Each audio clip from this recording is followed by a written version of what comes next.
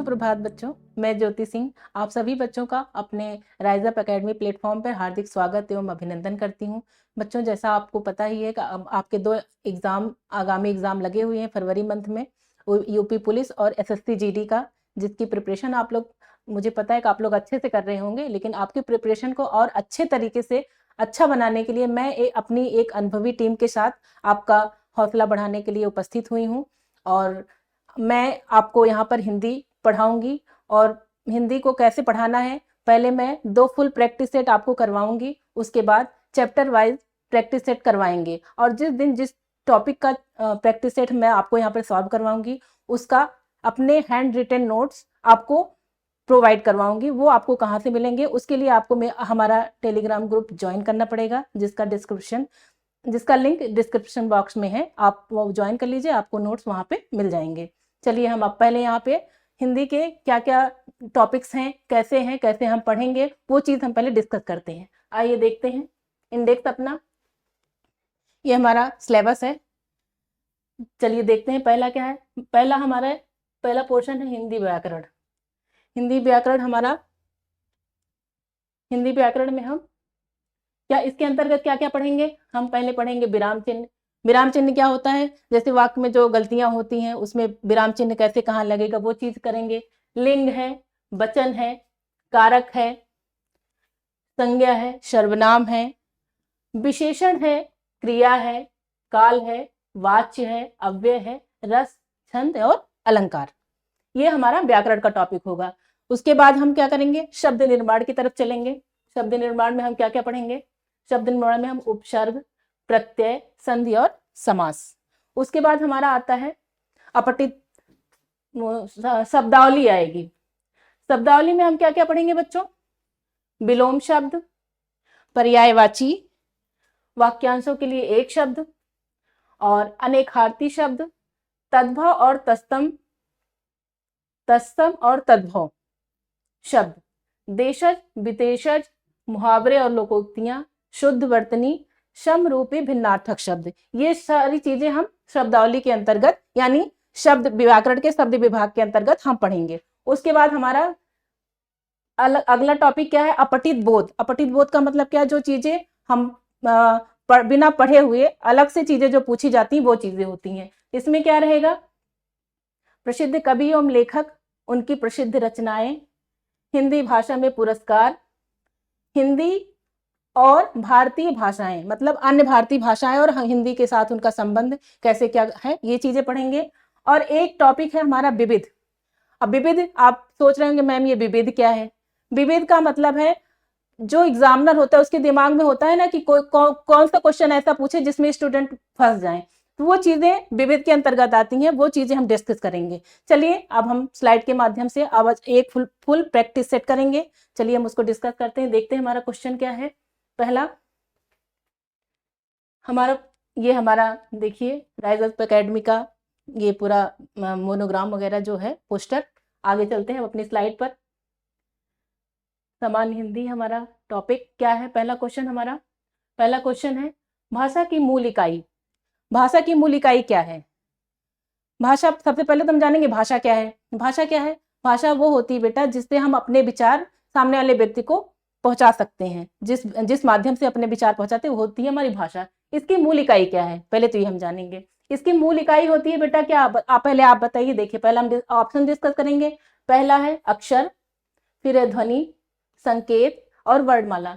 क्या भाषा की मूल इकाई अक्षर होती है, या फिर ध्वनि, या फिर संकेत, या फिर वर्णमाला? तो इसका राइट आंसर बच्चों होगा, भाषा की मूल इकाई होती है ध्वनि। भाषा की मूल इकाई क्या होती है, ध्वनि। अब हमारी भाषा की मूल इकाई हो गई ध्वनि। भाषा की सार्थक मूल इकाई क्या होती है, वो होती है बेटा शब्द। भाषा की मूल सार्थक इकाई,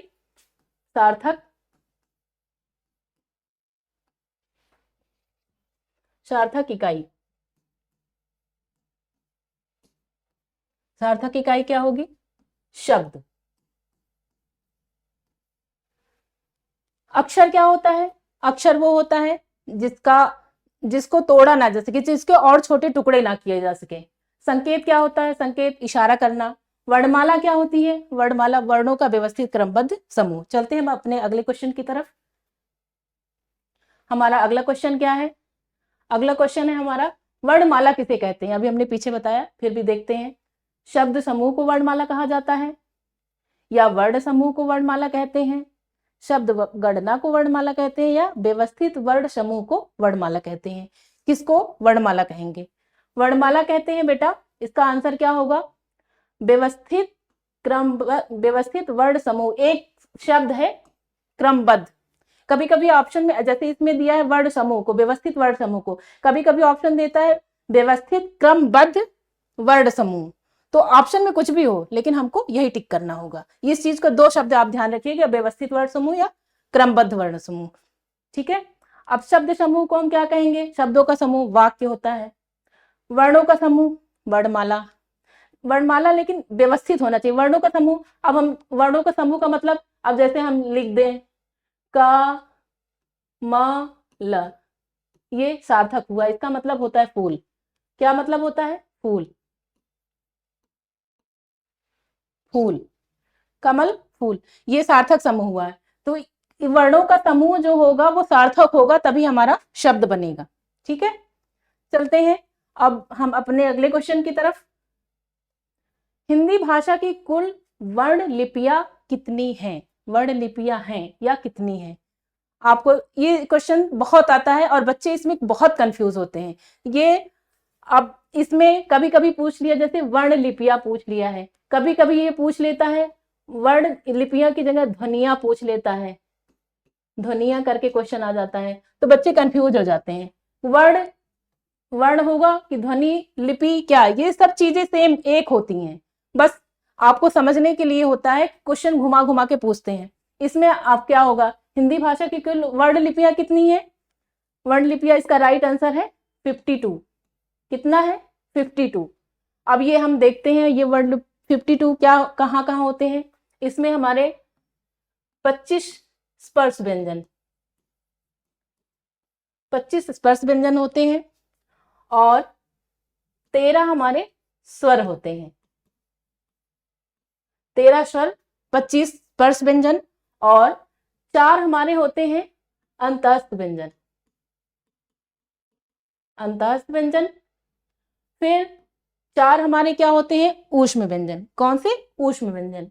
4 हमारे होंगे ऊष्म व्यंजन।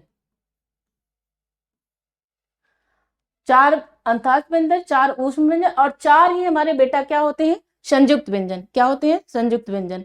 4 होते हैं संयुक्त व्यंजन। संयुक्त व्यंजन।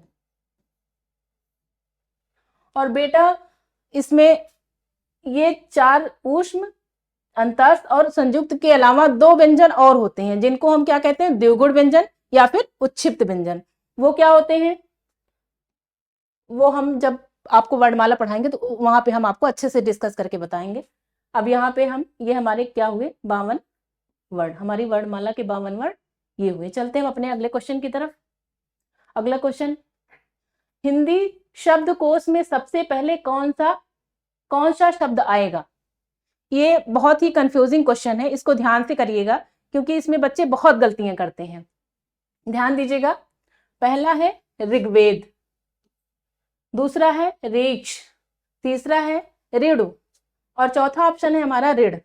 अगर मैं आपसे पूछूं कि बच्चों आप इसमें आंसर दीजिए कि इसमें सबसे पहले अगर हमको शब्दकोश है उसमें कौन सा वर्ण सबसे पहले आएगा, तो आपका आंसर, मुझे जहां तक लगता है आप बोलोगे कि ये गा आता है पहले, तो यही वर्ण हमारा पहले शब्दकोश में आएगा।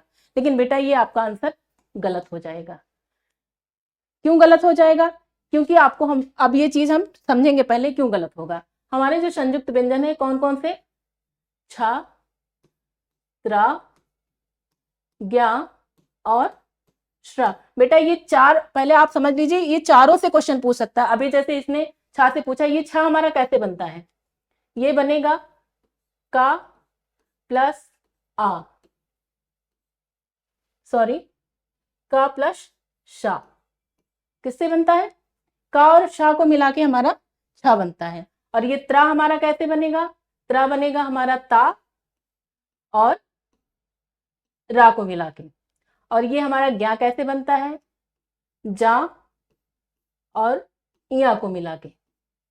और श्रा कैसे बनेगा बच्चों? श्रा हमारा बनता है शा और रा को मिला के। तो आप खुद ही देखिए, अगर वर्णमाला लिखी है तो ये का और शा से मिला के बनता है बेटा छा। इसीलिए जब वर्ण शब्दकोश में आप देखोगे का के बाद उच्चारण इसका आएगा तो उसके बाद हमको ये वर्ण मिलेगा, इसलिए हमारा राइट आंसर क्या होगा? रेक्ष। हमारा राइट आंसर क्या होगा? रेक्ष। चलते हैं हम अपन, आशा करती हूँ कि आपको ये अच्छे से समझ आ जाएगा। वर्णमाला में बेटा ता के बाद क्या आएगा? त्रा, ठीक है। और जा के बाद शब्दकोश में आपको ढूंढना है ज्ञा कहाँ होगा, तो ये जा के बाद ज्ञा आएगा और इस ता के बाद ये श्रा आएगा। ओके, चलते हैं हम अगले क्वेश्चन की तरफ। निम्न में योजक चिन्ह है। योजक चिन्ह, योजक चिन्ह क्या होता है? जब दो समान अर्थ के शब्द होते हैं उनके बीच जो निशान लगता है उसको क्या कहते हैं? योजक चिन्ह। तो इसमें बेटा योजक चिन्ह क्या है? इसका राइट आंसर है सी। और ये आपको पता ही होगा, ये प्रश्नवाचक चिन्ह है। कौन सा है? प्रश्नवाचक, प्रश्नवाचक चिन्ह। और ये क्या है? ये है विस्मयादि, विस्मयादि बोधक चिन्ह। ये है आपका योजक। और ये बेटा ये है क्या? विकल्प चिन्ह। क्या है? विकल्प चिन्ह। इस कहने का मतलब ये है, ये निशान जहां लगता है तो इसमें हमको ऑप्शन मिल जाता है कि हम इसको करें या इसको करें, ये विकल्प चिन्ह। चलते हैं हम अपने अगले क्वेश्चन की तरफ। नेताजी ने कहा था, क्या कहा था? तुम मुझे खून दो और मैं तुम्हें आजादी दूंगा। तुम मुझे खून दो, मैं तुम्हें आजादी दूंगा। इस वाक्य में कौन सा चिन्ह लगा है? क्या क्वेश्चन पूछ रहा है कि इस वाक्य में ये जो चिन्ह लगा है ये और ये चिन्ह कौन सा है? क्या इसको पूर्ण विराम कहा जाता है, या अल्प विराम कहा जाता है, या उद्धरण चिन्ह कहा जाता है, या प्रश्नवाचक चिन्ह कहा जाता है? इसको बेटा पूर्ण विराम हमारा कैसे होता है? पूर्ण विराम ऐसे लगता है। अल्प विराम कैसे लगता है? अल्प विराम ऐसे लगता है। और उद्धरण चिन्ह बेटा हमारा ये होता है। और प्रश्नवाचक चिन्ह, उद्धरण चिन्ह बेटा दो प्रकार का होता है। पहला दोहरा और एक और होता है एकहरा। दो उद्धरण चिन्ह होते हैं। तो हमारा राइट आंसर क्या होगा? उद्धरण चिन्ह। चलते हैं अपने अगले क्वेश्चन की तरफ। शुद्ध वर्तनी बताइए। इसमें आशीर्वाद शब्द की शुद्ध वर्तनी बतानी है। आशीर्वाद लिखा कैसे जाता है? क्या आशीर्वाद आशीर्वाद होता है, या आशीर्वाद होता है, या आशीर्वाद होता है, या आशीर्वाद होता है? इसका राइट आंसर क्या होगा? इसका राइट आंसर होगा बेटा आशीर्वाद। क्या होगा? आशीर्वाद।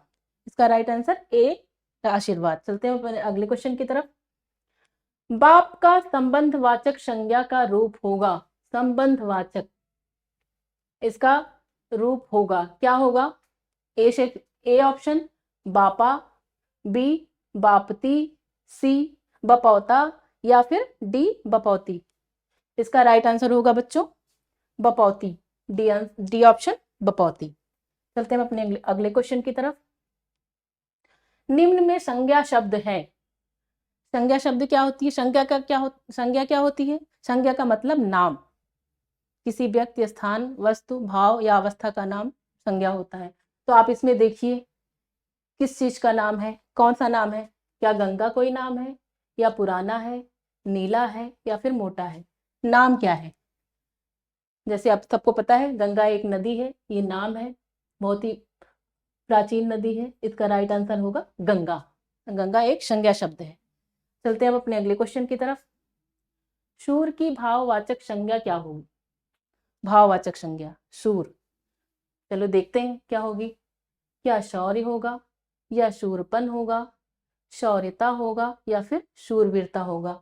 इसका राइट आंसर क्या होगा बच्चों? इसका राइट आंसर होगा शौर्य। राइट आंसर क्या होगा? शौर्य। चलते हैं अपने अगले क्वेश्चन की तरफ। निम्नलिखित में से सर्वनाम पद है। सर्वनाम क्या होता है? सर्वनाम बेटा वो होता है, वह शब्द होते हैं जो संज्ञा शब्दों के स्थान पे हम प्रयोग करते हैं। आइए देखते हैं ऐसा कौन सा शब्द है जो हम संज्ञा के स्थान पे प्रयोग कर सकते हैं। क्या हम राधा को का प्रयोग कर सकते हैं, या फिर वह का, सुंदर का, या फिर विभीषण का? बेटा सर्वनाम वह होता है जो हम संज्ञा के स्थान पे, संज्ञा हमारी जैसे राधा है, अब जैसे हमने लिख दिया राधा एक सुंदर लड़की है, आगे अब जब राधा के बारे में बात करनी होगी तो हम फिर से राधा नहीं लिखेंगे, राधा बहुत विद्वान है, राधा ये वो। तो इसके लिए हमको क्या करना होगा, राधा के अगले जब हम पूर्ण विराम के बाद जब नया सेंटेंस शुरू, वाक्य शुरू करेंगे तो हम लिखेंगे कि वह होता है सर्वनाम शब्द। चलते हैं हम अपने अगले क्वेश्चन की तरफ। मैं जा रहा हूं मेरी चिंता मत करना। मैं जा रहा हूं मेरी चिंता मत करना, इसमें क्या आएगा? इसमें ये टाइप हो गया है मेरी, इसका आंसर सी होगा, मेरी। ठीक है, चलते हैं अपने अगले क्वेश्चन की तरफ। निम्नलिखित में से धर्म शब्द से बनने वाला विशेषण क्या होगा? देखते हैं पहला ऑप्शन धर्मी। क्या धर्मी होगा? धर्म शब्द से जो विशेषण शब्द बनेगा उस क्या होगा? धर्मी, या फिर धार्मिक, या फिर धर्मधीर, या फिर अधर्म। धर्मी क्या होता है? जो धर्म करता है लोग उसको धर्मी बोलते हैं। धार्मिक क्या होता है? जो धर्म करता है उसको धार्मिक भी बोलते हैं, लेकिन जो हमारा राइट आंसर होगा, विशेषण बनेगा, वो धार्मिक होगा। धर्मधीर क्या होता है? जो धर्म करने में तत्पर हो, धर्मधीर। और अधर्म क्या होता है? जो धर्म न करे वो अधर्म है। चलते हैं अपने अगले क्वेश्चन की तरफ। विशेषण किस शब्द की विशेषता बताता है? विशेषण किस शब्द की विशेषता बताता है? किसकी विशेषता बताता है? संज्ञा की, कारक की, क्रिया की, या फिर वचन की? ये तो बहुत सरल क्वेश्चन, आप सभी को पता होगा कि विशेषण जो है संज्ञा की विशेषता बताता है। इसका राइट आंसर क्या होगा? ए ऑप्शन, संज्ञा की। चलते हैं अब अपने अगले क्वेश्चन की तरफ। अगला क्वेश्चन, इलाहाबादी अमरूद मीठे होते हैं। यहाँ क्या विशेषता बताई जा रही है? यहाँ पे किस शब्द की विशेषता बताई जा रही है? आप देखिए, इलाहाबादी अमरूद मीठे होते हैं, ये मीठा विशेषता अमरूद की है, ठीक है। लेकिन आप ध्यान दीजिएगा कि अमरूद कैसे हैं? अमरूद कैसे हैं? ये इलाहाबादी अमरूद। यहाँ पर बच्चों ये इलाहाबाद क्या है? एक स्थान है, तो ये स्थानवाचक विशेषण है, इसकी स्थानवाचक विशेषण के अंतर्गत आता है, ठीक है। इसका आंसर होगा डी ऑप्शन, राइट आंसर। इसमें स्थान की विशेषता बताई जा रही है, इसलिए स्थानवाचक विशेषण का प्रयोग हुआ है। चलते अपने अगले क्वेश्चन की तरफ। यदि उजड़ना अकर्मक क्रिया है तो इसकी सकर्मक क्रिया क्या होगी? किसकी पूछ रहा है? उजड़ना, ठीक है। उजड़ना एक अकर्मक क्रिया है, इसकी सकर्मक क्रिया पूछ रहा है। तो चलिए देखते हैं हम ऑप्शंस में, ऑप्शन के साथ चलते हैं। ए ऑप्शन उजड़वाना, बी ऑप्शन उजाड़ देना, सी ऑप्शन उजाड़ना, या फिर डी ऑप्शन उजाड़। क्या होगा इसका राइट आंसर? इसका राइट आंसर होगा बेटा उजाड़ना। क्या होगा? उजाड़ना। ये उजड़वाना क्या है? ये हमारी संज्ञा है। चलिए हम देखते हैं उदाहरण के माध्यम से इसको समझते हैं। जैसे राम ने चिड़िया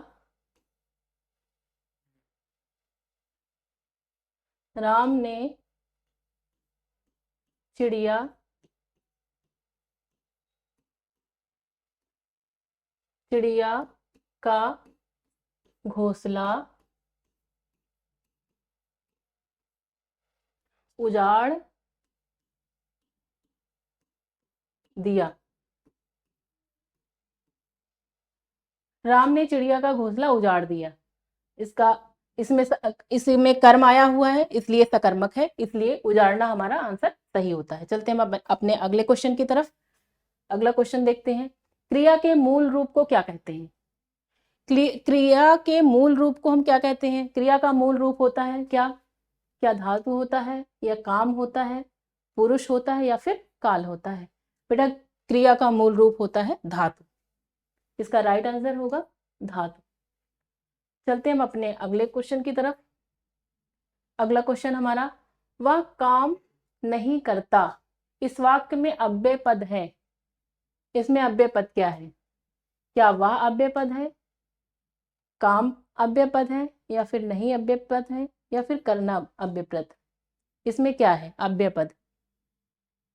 अव्यय पद बेटा वह अव्यय पद वह होता है जिसके ऊपर ना तो काल का, वचन का, लिंग का, किसी का प्रभाव नहीं पड़ता है, वो होता अव्यय पद। तो बेटा इसमें ऐसा कौन सा वर्ण है जिसके ऊपर हम काल का, वचन का प्रभाव नहीं पड़ेगा? क्या है? वाह। अगर हम जैसे राम राम लिखते हैं, राम के साथ कोई सेंटेंस है, उसके अगले सेंटेंस में हम लिखेंगे तो वह लिखेंगे। क्या सीता के साथ हम सीता लिखना होगा तो उसका सेंटेंस बनाने के लिए हम कोई और वर्ड, स्त्रीलिंग वर्ड ढूंढेंगे? नहीं, फिर भी वह आएगा।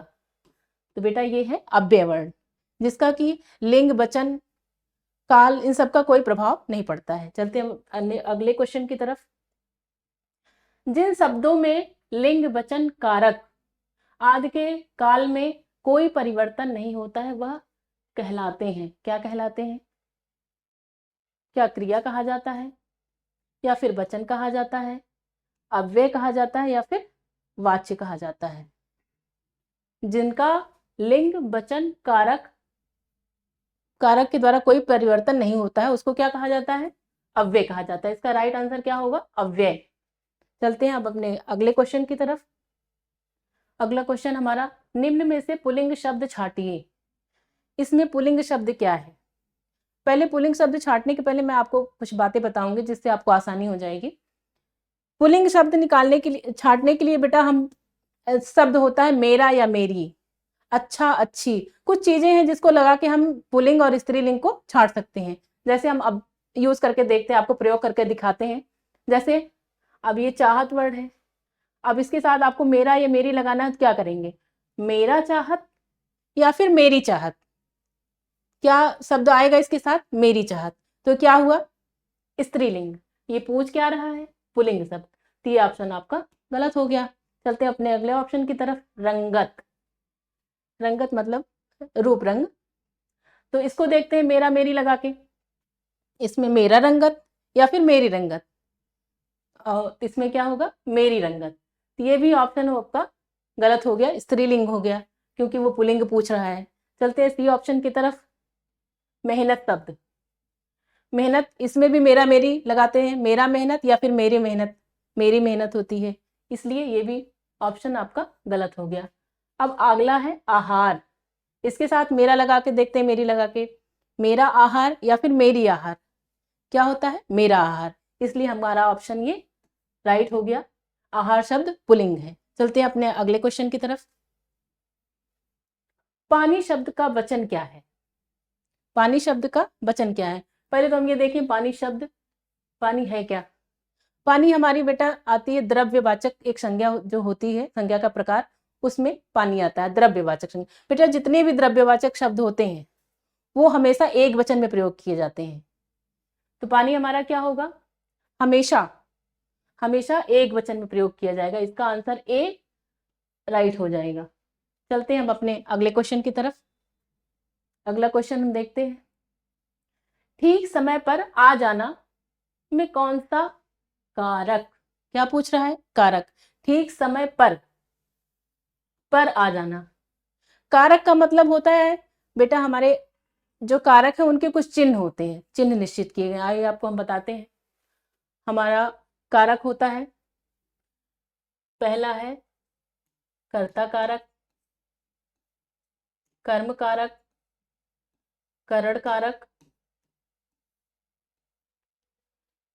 संप्रदान, अपादान,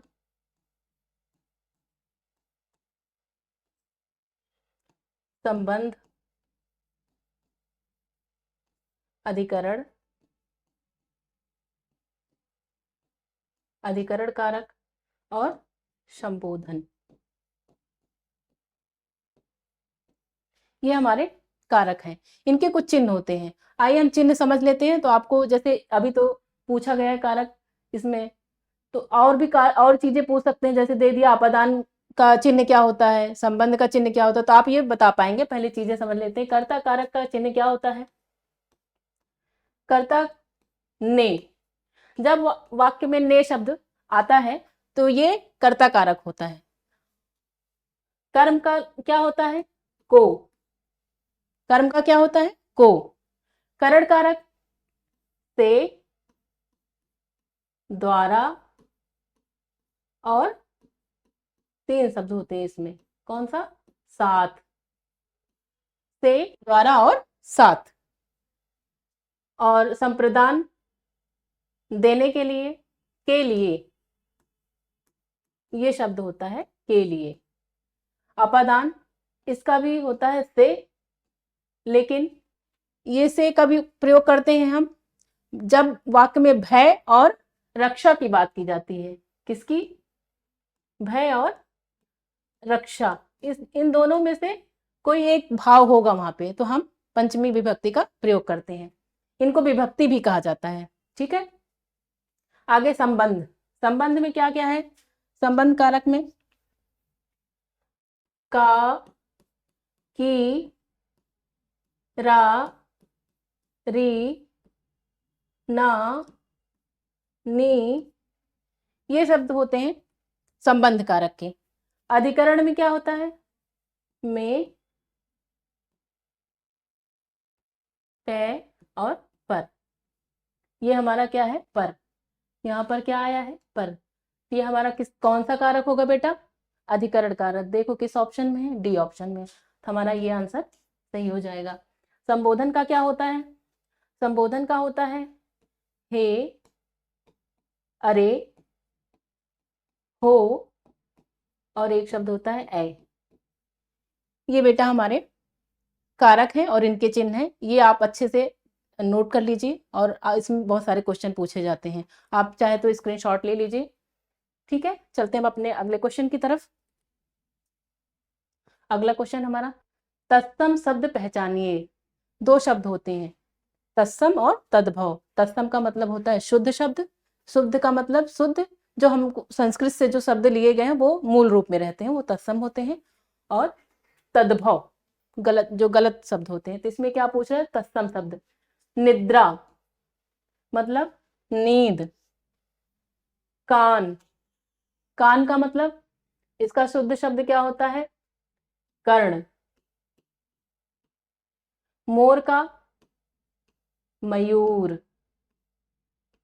और बंदर का वानर या फिर कपि। ये सारे बेटा हमारे तद्भव शब्द हैं। और तत्सम हमारा है निद्रा। इसका तद्भव क्या होगा? नींद। क्या होगा? नींद। कर्ण। आशा आपको समझ में आया होगा। चलते हैं अपने अगले क्वेश्चन की तरफ। अगला क्वेश्चन देखते हैं। उस शब्दांश को क्या कहते हैं जो किसी शब्द से पूर्व लग कर नए शब्द का निर्माण करते हैं, उन्हें क्या कहते हैं? मतलब ऐसे शब्दांश, शब्दों के अंश जो किसी शब्द के पहले, पूर्व मतलब पहले लगते हैं और नया शब्द बनता है, उनको क्या कहा जाता है? क्या उनको प्रत्यय कहते हैं? नहीं।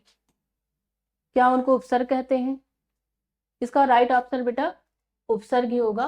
और समास, समास हम आपको बताते हैं। प्रत्यय क्या होता है बेटे? जैसे कोई वर्ड है, शब्द, जैसे हमने ले लिया अपना, ये शब्द हो गया। अब इसमें हम प्रत्यय लगाएंगे पन, तो हमको क्या मिलेगा? नया शब्द मिलेगा अपना पन। ये बेटा हमारा क्या होता है? प्रत्यय। उपसर्ग क्या होता है? जैसे एक शब्द है बुनियाद। क्या शब्द है? बुनियाद। इसके पहले बेटा हम एक उपसर्ग लगाएंगे बे। क्या लगाएंगे? बे। और फिर इसके आगे ये पूरा वर्ड लिख देंगे बेबुनियाद। तो बेटा ध्यान देने वाली यही बात है कि प्रत्यय हमेशा शब्द के अंत में लगते हैं, जैसे ये, और उपसर्ग हमारा जो है वो शब्द के शुरुआत में लगता है, जैसे बे। ठीक है। और समास क्या होता है? समास दो शब्दों को जो जोड़ होता है, दो शब्दों को मिलाकर जो शब्द बनता है वो समास होता है। लिंग क्या होता है? लिंग आपको पता है, पुल्लिंग और स्त्रीलिंग दो लिंग होते हैं हिंदी में। चलते हैं अपने अगले क्वेश्चन की तरफ। अवनी, अवनी का मतलब क्या होता है? पृथ्वी। अवनी का मतलब पृथ्वी। तो क्या पूछ रहा है? विलोम। अवनी का विलोम, अवनी का विलोम क्या होगा? क्या धरा होगा? ए ऑप्शन, या फिर शशांक, या फिर अंबर, या फिर सितारा। तो अवन का मतलब जब पृथ्वी होता है तो बेटा पृथ्वी भी, ये धरा का मतलब भी धरती ही होता है, पृथ्वी ही होता है। अवन का मतलब धरा, ये क्या हो गया? ये पर्यायवाची हो गया। अगला ऑप्शन शशांक, शशांक क्या होता है? हम चंद्रमा को शशांक कहते हैं। ये ऑप्शन भी हमारा गलत हो गया, ये ऑप्शन भी गलत हो गया। अब अंबर, अवन का मतलब धरती और इसका विलोम पूछ रहा है, विलोम का मतलब उल्टा, यानी कि अंबर। इसका राइट आंसर क्या होगा? राइट आंसर होगा अंबर। ठीक है, चलते हैं अपने अगले क्वेश्चन की तरफ। अगला क्वेश्चन हमारा, दो वर्णों के मेल से होने वाले विकार को हम क्या कहते हैं? होने वाले विकार, दो वर्णों, ध्यान देना बेटा, वर्णों की बात हो रही है। जब बात शब्दों की होगी तो वहां पे सिर्फ समास होगा, लेकिन जब बात हम करेंगे वर्णों की, दो वर्णों की, वहां पे क्या होगा? संधि। क्या होगा? संधि। हमारा ऑप्शन हो जाएगा राइट आंसर, संधि। उपसर्ग अभी हमने आपको पीछे डिस्कस किया कि शब्द के पहले लगते हैं, और प्रत्यय हमारा किसी शब्द के बाद में लगता है, और दो शब्द जब मिलते हैं तो समास होता है, दो वर्ण जब मिलेंगे तो संधि होगा। चलते हैं हम अपने अगले क्वेश्चन की तरफ। हिंदी का मानक रूप, मानक रूप किस भाषा से विकसित हुआ है? हिंदी का मानक रूप किस भाषा से विकसित हुआ है? देखिए, क्या वो भाषा मालवी है, या फिर ब्रज है, या फिर खड़ी बोली है, या फिर अवधी है? बेटा आप ये जो है नॉर्मल क्वेश्चन है, इसमें कुछ डिस्कस करने का नहीं है। इसका आंसर होगा खड़ी बोली। हमारी जो हिंदी भाषा है इसका मानक रूप खड़ी बोली है, खड़ी बोली से निकल कर आई है। चलते हैं अपने अगले क्वेश्चन की तरफ। डैश डैश डैश चंगा तो कठौती में क्या? एक लोकोक्ति है बेटा, ये लोकोक्ति है। मतलब लोकोक्ति का मतलब जो हमारे समाज में चीजें जो प्रचलित होती है, पुराने समय से प्रचलित रहती हैं, उसको हम लोकोक्ति कहते हैं। तो वो चीज ये दिया हुआ है, इसको पूरा करना है, तो कैसे पूरा करेंगे? तो क्या विचार चंगा तो कटौती में जल, ये ऑप्शन जा रहा है? ये ऑप्शन नहीं जा रहा है, मुझे तो नहीं सही लगता। चलते हैं अगले अगले ऑप्शन की तरफ। मन, मन चंगा तो कठौती में गंगा, ये ऑप्शन सही लग रहा है बेटा, ये ऑप्शन सही लग रहा है। फिर भी चलते हैं हम अपने और ऑप्शन को देख लेते हैं। क्या धन चंगा तो कठौती में यमुना? नहीं, ये सही नहीं है। फिर तन चंगा तो कठौती में नंगा? नहीं, ये सब ऑप्शन गलत है बेटा। हमारा राइट आंसर क्या होगा? बी ऑप्शन, मन चंगा तो कठौती में गंगा। लोकोक्ति पूरी हुई। चलते हैं अपने अगले क्वेश्चन की तरफ। हमारा अगला क्वेश्चन देखते हैं। जिन शब्दों के अंत में आकार आता है उनको क्या कहते हैं? आकार आता है कहाँ? अंत में। कोई शब्द है बेटा, जैसे देखो हमने लिखा राम, राम। इस राम का अगर हम वर्ड विच्छेद करें, देखते हैं कैसे होगा। रा प्लस बड़ा आ प्लस मां प्लस आ, अंत। इसका अंत क्या है बच्चों? इसका अंत क्या है? अंतिम में कौन सा वर्ड है? आ। ये आकारांत हुआ। ठीक है, यही चीज पूछ रहा है, जिस शब्दों के अंत में आकार आता है उनको क्या कहते हैं? तो इसको बेटा इसका राइट आंसर होगा आकारांत। अनुस्वार आपको पता है अंग होता है, अयोगवा पता है बेटा, पता है आपको, अंक और आहा, ये हमारे दो अनुस्वार होते हैं, दो अयोगवाह होते हैं। हमारी हिंदी वर्णमाला में दो ये शब्द ऐसे हैं जिनको अयोगवाह अलग से नाम दिया गया है। जब हम आपको थियरी पढ़ाएंगे तो वहां पे हम ये चीजें अच्छे से आपको डिस्कस करेंगे। अंतस्थ क्या होता है? अंतस्थ होता है बेटा, इसमें चार वर्ण होते हैं, या, वा, रा और ला। ठीक है, ये हमारा आज का लास्ट क्वेश्चन है। इसके साथ हमारी ये क्लास यहीं पे समाप्त होती है। मिलते हैं अपनी अगली क्लास में पूरे जोश और होश के साथ। आपको अगली क्लास में हम मिलते हैं, तब तक के लिए धन्यवाद।